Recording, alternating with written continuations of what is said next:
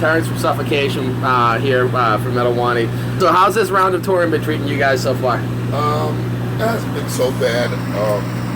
You know, we've been chugging away for quite a few months now. So, you know, between last August and September, we did Nile over in Europe, and then from November into December, we did Cattle Decapitation in Europe, and now a couple spot shows. Just played Jakarta, Indonesia.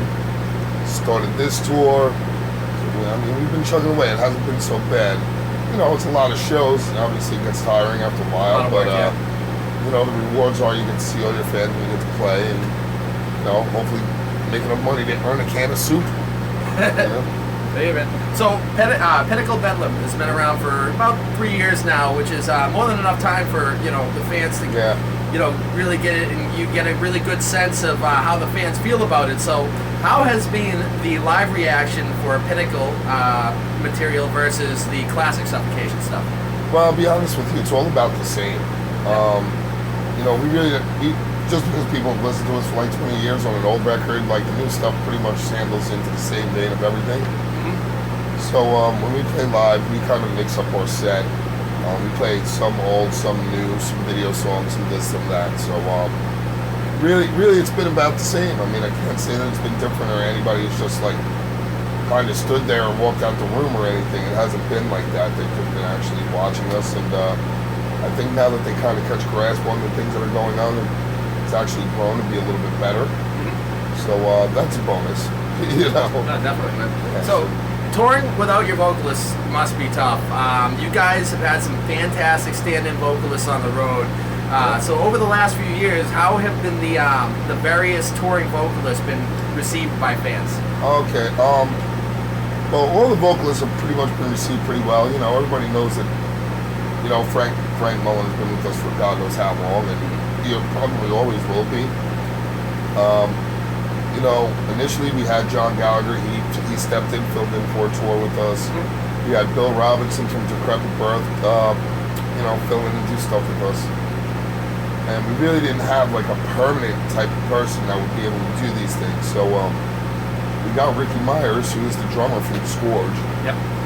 And you know, Frank heard a CD of him trying to do one of the songs or whatever, and he really thought it was himself doing an old demo. Nice.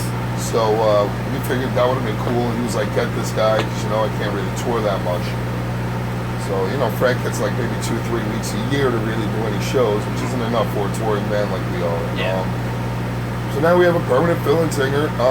He's considered the sixth member of the band, and that would be Ricky. He's done over 100 shows with us already. And I think if you guys come and see him live, and you see us live, you'll realize that it's not a big change of anything. In fact, it's pretty brutal. And we intend on keeping our integrity just the same way as it always has been. Absolutely, man. Now, you guys have definitely not lost your edge over time, and you know, your music and subject matter, they're still as sharp as they ever were.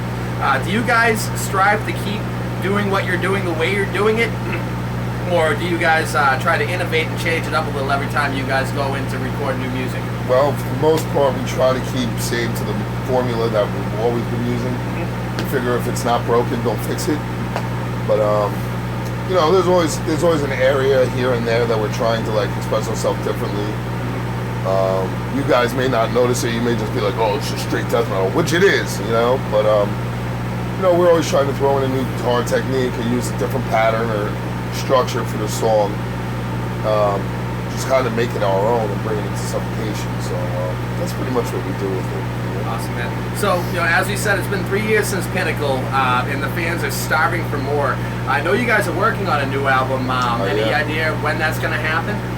Okay. Tentatively, right now we're doing this tour. Possibly. Don't quote me yet. Possibly we'll be on Summer Slaughter. We're hoping to make that happen. There should be a lot of cool bands on it. At least that's what the hype about it is. You know, we have a couple more spot shows in Mexico in September. And after that, we look to do everything that we can to finish this record and get it recorded by the end of the year. So all the material's already written for it. It's really sick stuff. I can't wait until you guys get a chance to hear it in its final production. And Yeah, we're looking at the end of the year to try to get it out. Nice. So, Right. you know, as far as the direction of that, like you said before. Oh, you're it's sticking just to the- straightforward, brutal death metal. Yeah, it's not like, you know, not much has changed except for the fact that it's more torment on my right arm than anything. Yeah. All right, so let's talk about subject matter. Frank has a tendency to talk between songs on live. And he expresses some pretty harsh views on religion and society. Yeah. Now, is this is reflected also in Suffocation's lyrics at times? So, do these views and opinions reflect that of the entire band, or are they just words and lyrics to the rest of you while you guys concentrate solely on the music? Well, I think to a certain effect, it always applies to everybody, but we don't go out there and say, you know, Frank is completely speaking for every individual in the band in its entirety. So, you know, some people may have a difference of opinion. I think that's what kind of keeps it interesting. But for the most part, you know, Frank just likes to tell you a story and make you laugh, as extreme as it really is. So you kind of have to take the look at it as if it's a bad B-rate horror movie. And with that being said, it's a lot of fun. We're still trying to protect our craft. As far as lyrical content goes, you know, even especially with Ricky, considering he's writing a lot with us now, the majority of the themes of anything that Suffocation does is all about transcending death. You know, we look at all different sources, and especially on how we feel internally about these things, you know, about what happens after you die and what's going to happen and how to prepare for it, what you're supposed to see after it, and so on and so forth. It's just enough to give you a volume of context that, like, we can work with, you know. Well, you know, there's also other things, you know, horror stories, you know, serial killers of that sort of nature, things we talk about too. But it's always in a vague standpoint. It's never really just cutting straight to the point. It's never really meant to be taken literally. So I don't want anybody going out there and chopping up their girlfriend because Frank said so. You know, we're just trying to keep to the same death metal roots as it is. As I said, you can take it in context with a B-rated horror film. Absolutely. You know, so looking back at the history of Suffocation, all right, are you ever surprised at just how influential you guys have been to, like, you know, just the entire history of the death metal? What's this guy talking about? Nah. No, you guys have had hundreds of bands that have followed after you doing what you guys do and are really influenced by you guys. You know what I mean? So, I mean, do you ever? Well, obviously, you just answered the question. Well, I mean, it's kind of flattering. You hear it every now and then, especially when you're out on tour. You know, you get these kids out there. They're like, "Oh, dude, you're my biggest influence," and I'm like, "That's nice," you know. It's like there's plenty of really good musicians out there, and I mean, you know, even for us being on tour with Soulfly, you know, Max Cavalera has always been an influence with me. It's like since I was a kid, and even when I was a kid, I finally had the chance to meet him like 25 years ago. We all hung out together and had fun, and it's like. He's like, dude, you know, you got the best band in the world. And when that guy says that to me, it's kind of weird, you know? It makes me go, holy shit, this is a little bit odd. But for the most part, I just try to take it with a grain of salt and go like that. Because it's just like, you know, I'm playing music. I'm doing what I like to do. And if you guys enjoy it, that's great. It's not like you have to tell me about it. I'm just happy you get a record or come to a show or buy a shirt or download it because you can't afford it and show it to your friend and they go and buy it. Oh, yeah. Can't complain. It's cool, you know? Some people say that Suffocation is personally responsible for the spawning of the deathcore genre. How do you guys feel about that statement? I don't know. I mean, you know, there's all this metalcore, there's deathcore, there's hardcore, there's this core, there's that core. I mean, we try to cover the bases on a lot of things as far as music is concerned. But if the deathcore kids said that we created it for them, then hey, so be it. I don't mind. At least they're still playing some sort of metal and not playing fucking disco. Yeah. Gotta give the kids credit for that, you know. It's an interesting thing. I don't necessarily feel that we created deathcore. We're more like just a Long Island sound, and I think that got passed along to other bands like Internal Bleeding and Pyrexia and so on and so forth. You know, Skinless, Immolation, and you know, in that area of New York where we're from, those are more like the main death metal bands. Yeah. And I think that when people point the finger at us making those kinds of sounds, it's also those other bands too that helped form a generalized sound of New York, you know? So it's not just us, there's other ones. And I hope you guys listen to all the ones I just mentioned. Absolutely, man. the New York death metal scene, great segue there, is, it's legendary, and it's almost as though, it's more of a brotherhood than a music scene. What can you say about that community, and how involved are you with it? Well, I think a lot of things in New York have that kind of camaraderie. If you've noticed, you can see a lot of bands like hardcore bands like Agnostic Front or Marauder or Sub-Zero or Biohazard or whoever it is, like these hardcore bands, they usually have different lineups every time that they go out, and chances are it's just because, one's got family, one's in jail, one has a job they can't leave. And they all play and intersect in all different bands. Well, it's somewhat similar with the death metal scene in Long Island, New York, and with the hardcore scene. And I think that is a big part of how like New York rolls is its vibe, It's like we're the kind of people that are just like, we're not gonna give up, we don't give a shit about what you say. The band may be different nowadays, but we're still gonna hop on with it and get somebody to fill the shoes and just fucking chug away. So that's what we do, and I think it shows a lot about the camaraderie in New York between even hardcore and death metal. There's always that divide where they're like, oh, this is all hardcore, you can't be like that. Oh, this is death metal, you can't be like that. Bullshit, you can. And pretty much we're the ones that are doing it in New York that way, so I want to make sure that you guys understand that. Absolutely, man. So how do you feel about the newer death metal bands that are coming out all over the world recently? Do you think that the new death metal bands that are coming out today have lost the old school edge, or do you think that the way that they mingle and intermingle different styles into death metal is interesting and innovative? Well, I think, like with bands like, let's say, Aeon or Decrepit Birth, or, even some of the older bands like Hate Eternal and even us, I think that these newer bands that are coming out, they're definitely taking things to extreme.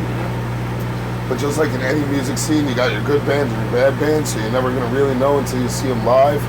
Now with the recording revolution that's going on out here, every band can sound as good as the next band, even though that they don't have as much talent as the next band. Yeah.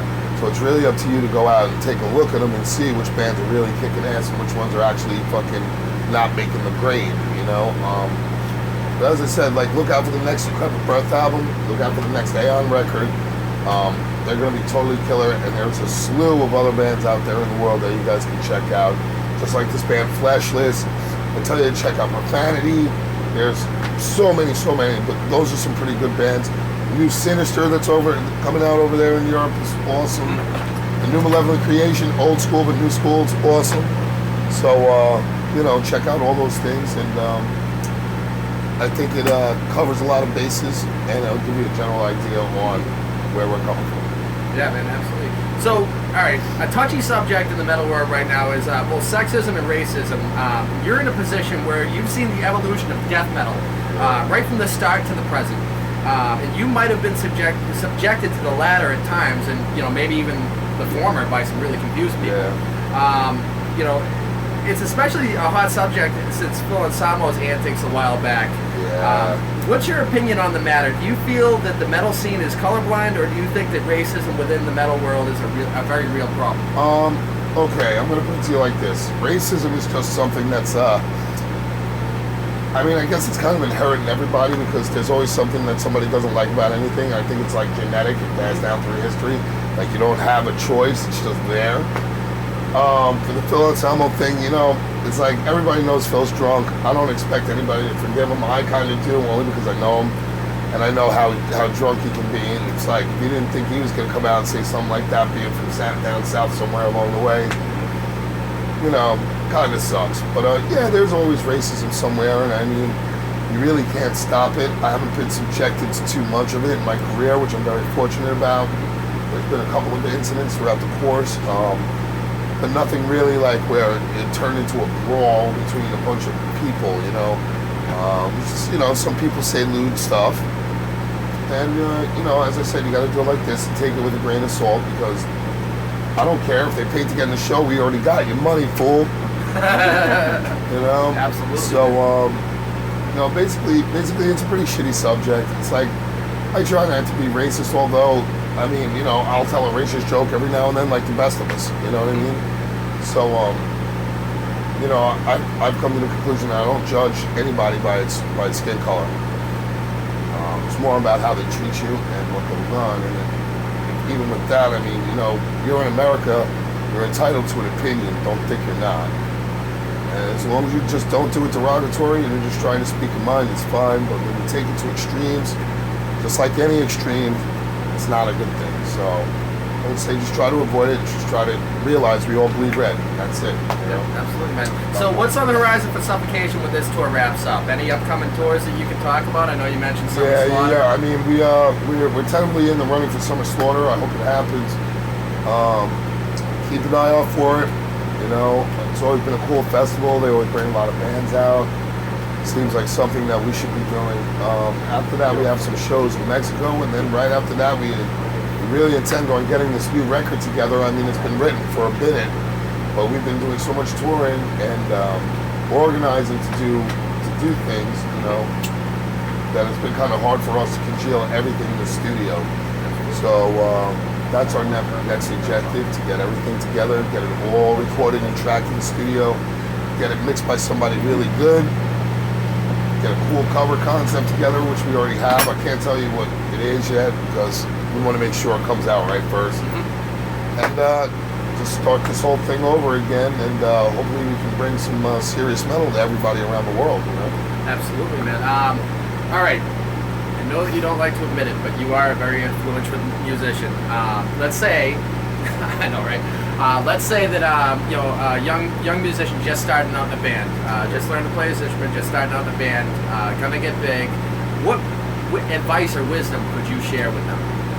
First thing I would do is tell you to actually find some type of lawyer or music lawyer before you do most of anything. You know, make sure that the contracts that you have or that you may get are sound contracts and work in your benefit.